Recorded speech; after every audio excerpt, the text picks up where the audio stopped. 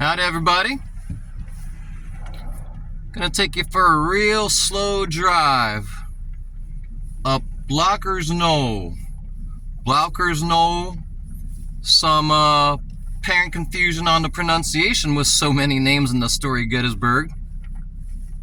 Now this is of course also known as Barlow's Knoll, but it wasn't again known as such until after the war, like so many other places, like and again, there's a little confusion on these matters, but similar to Little Round Top, how it was just called that stony hill.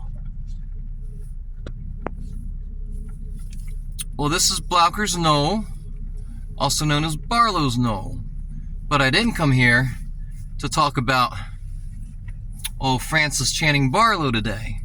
I did cover that, and you guys are gonna see it later this year, because it just kind of missed the cue somehow. So you'll hear more in depth about the battle from me later on that, and some fun little tidbits. But I want to talk about right now one of my favorite Civil War generals, who, to the dismay of many, was Confederate, and that was the man storming the hill and opposing Francis Barlow, and that was John Brown Gordon. This was one interesting and awesome Civil War general, and I think true historians and true history buffs, not just those who root for their favorite team and bring politics into the matter, but true history buffs have really got to admire this guy and his role in the Civil War. Sorry, I'm shooting with the phone, not using a script, and I'm doing this because the GoPro shut down on me and told me my battery was about out, even though it was not. And I think that's because of the 15-degree temperatures, I'm not sure. But John Brown Gordon was just an amazing figure. And I'm just going to give, some basic general info. He's a Georgian. He was a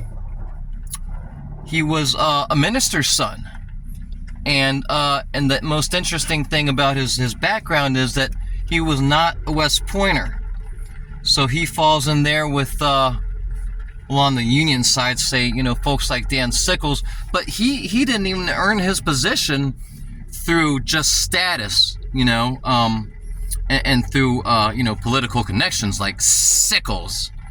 But Barlow, like many others in the at the beginning of the war, just seemed to have a knack for organizing men, a zeal for the cause, whichever side that fell on, and he just showed a lot of aptitude. So in the beginning of the war, he I think organized just a company, not even a regiment, but I think he began in his home state of Georgia by organizing a company. And as was often the case, for different reasons, was voted by the men who knew him as captain. My arm's getting tired. Got to switch up. So that's how he starts the war. And he was there in the peninsula, and I guess the 7 days he earned some distinction, but his real distinction was earned, as many know, at the Battle of Antietam. And it's funny, I love the fact that JD from the History Underground made a video and he called him the Terminator of Antietam, because it's fitting. For the newbies, he was ordered to hold the sunken road, aka the Bloody Lane of Antietam, one of the most famous sites in the whole history of the Civil War. I mean, even outside Gettysburg. And the guy took 4 wounds. I can't remember exactly where. Okay, let's just say 2 arm shots, a shoulder shot, and just hypothetically somewhere else, until he receives a 5th bullet and he gets a mini ball in the face. Not in the, he gets a mini ball in the face. he finally goes down. I mean, this is after being shot 4 times. And luckily, the hole in his hat probably saved his life, because I think he was face down, and they say he was going to drown in his own blood. But the bullet hole, the mini ball hole in his cap was so large it allowed the blood to exit. Probably going to stop here at some point, guys. This isn't a very long drive. So there's Francis Barlow.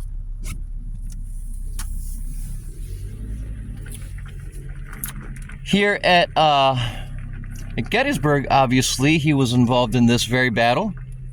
Within the battle at Blocker's or Barlow's Knoll. I'll zoom so you can get a screenshot. This is I don't know if you're going to be able to get much from that, guys. It's a really great story, but I'm going to skip it for in the interest of time. Again, that video will surface sometime probably late this spring or something. But he was coming from the north, and I believe he'd been with Early for quite a while. He was with Early when they invaded Pennsylvania. And some fun stories. Okay, so some fun stories behind that. He was, of course, under Jubal Early, the bad old man. And one fun story is that they actually headed as far, let me see, so Early made a couple stops, and I get these mixed up, okay? Where Early was, where Ewell was, where Jeb Stuart was once he finally brought his dragon butt up here. But John Brown Gordon was with Jubal Early, and among other stops that they made, they were in York. I almost said New York. They were in York, Pennsylvania. And of course, one of the objectives was, again, not to really take and lay siege to, but at least to threaten an area. And this time, the threatened area was of course, the capital. Just up the road a little bit. So, along the way, they were ordered to, of course, sever important railroad lines and telegraph lines. So, they ended up in a town called Wrightsville. And the fun story about this part is that in Wrightsville, the citizens got enough early warning of the Confederate advance. And so they actually burned the bridge to Wrightsville in what was a pretty, seemingly wise move. Unfortunately, the winds were as such on that day, that evening, that they carried embers back to the town, and the town caught on fire. And John Brown Gordon actually helped Wrightsville from the whole town from going up in flames. So as I forget the gentleman's name, someone from the Army War College does a good video on Jeb Stuart's ride, and as he mentions, the folks of Wrightsville didn't think that John Brown Gordon and Jubal Early were all that bad. By the way, fun story as an aside, I'm just going to keep sidetracking probably, but another fun part of that side story about Jeb Stuart's ride, there's a lot of commentary and stuff written about this, and there's actually someone behind me, sorry dude.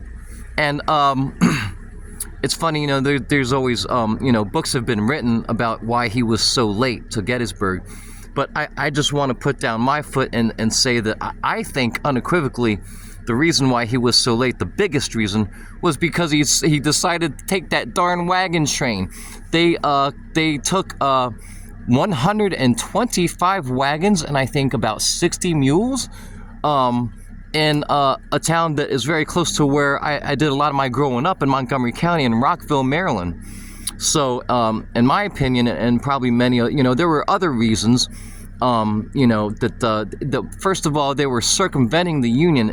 This time, the Union was not stationary when Lee gave them the go-ahead to ride around the Army of the Potomac. But this time, the Army of the Potomac was on a move, and of course, as everybody knows, they were hot-stepping. They were moving fast. So that's another reason why it took him so long. But the biggest reason was because he was dragging 125 wagons.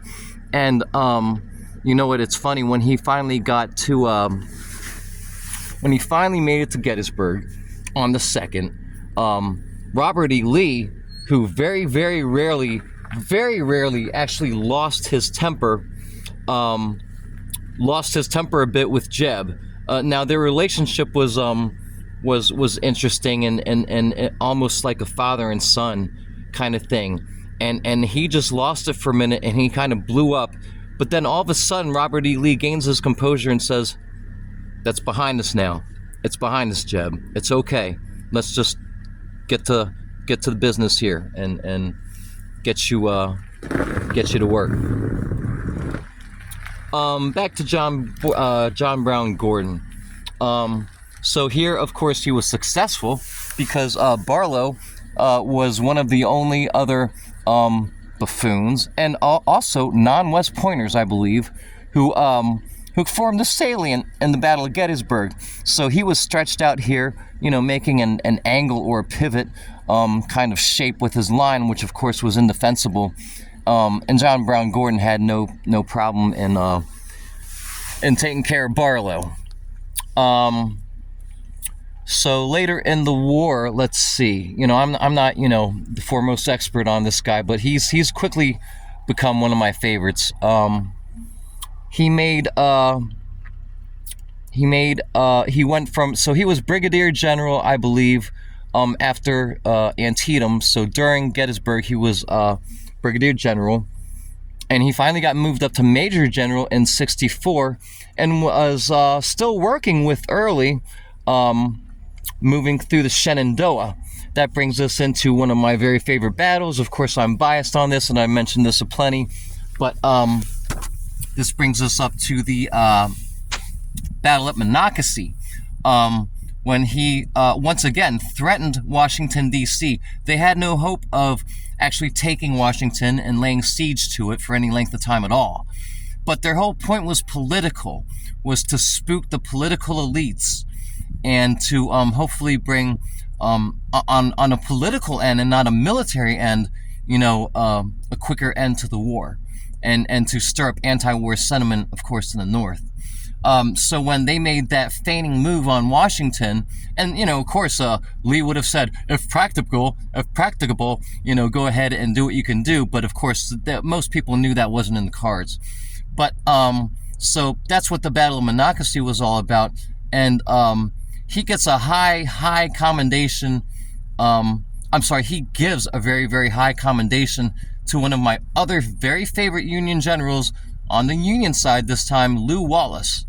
And he said, John Brown Gordon said, they actually met in Washington later. I may have mentioned this in another video, but John Brown Gordon actually mentioned, said to Lew Wallace, he was like, "Lew Wallace, you are the only Union general to have ever whooped me." And that's a pretty close quote.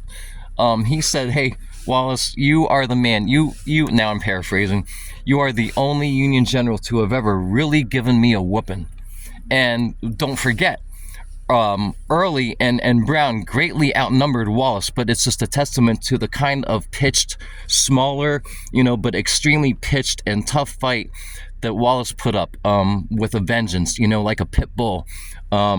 Really great story. And guys, please go back in my reel, rewind a little bit, and go back about a year. I can't remember, but I did some videos on Monocacy that I hope you might be interested in and take a look at. Closing up the war, John Brown Gordon was actually, a lot of people don't know this, he was actually second in command. And now don't forget, there was a lot of attrition, right? A lot of people had died, been captured, fallen by the wayside, for one reason or another. So, but it's not just that. He also did it with his, magnificent work throughout the whole war. And every Confederate general who he ever was under never ever had anything to say except that he showed, magnificent apt and fortitude and skill. Nobody ever, to my knowledge, please correct me on this if I'm wrong, I have never heard of a Confederate general or a Union general saying that Brown was no good, or that Brown was just, par for the course. Everybody who knew this guy said that he had their utmost respect as a general, whichever side they were on. And that's just that's just kind of mind-blowing if you think about it. In my book, he is one of the top generals of the Civil War. So closing things up, and I'm going to wrap this up, at the very, very end, he was actually second in command under Robert E. Lee. And he was also tasked with making one of the first official and kind of publicized surrenders after Appomattox in Virginia. Robert E. Lee gave him that job, really gave him that honor. And as luck would have it, another Union general from Gettysburg, Joshua Chamberlain, was down there as well. And Joshua Chamberlain actually received the surrender of John Brown Gordon and his men. And an amazing testament, kind of show of respect. Joshua Chamberlain actually ordered his men, gives me a lump in my throat, ordered his men to salute John Brown Gordon and his men. And John Brown Gordon asked his men to do likewise. Afterwards, he had much success, as many Civil War generals did. He became a politician, I think senator of the state of Georgia, so on and so forth. One last point I would like to make is that he was pro-slavery, and in and of itself, I think that part has kind of been settled. But don't misunderstand me. Nobody is perfect, and that part, of course, of his character, I am certainly not in agreement with. I feel like it's ridiculous that I have to say these things, but I just want to kind of point that out there. I've got a car behind me, guys. Luckily, we're shooting with my phone, so, well, for better and for worse, this has gone on for 17 minutes, but I'm going to wrap it up. I will see you guys later.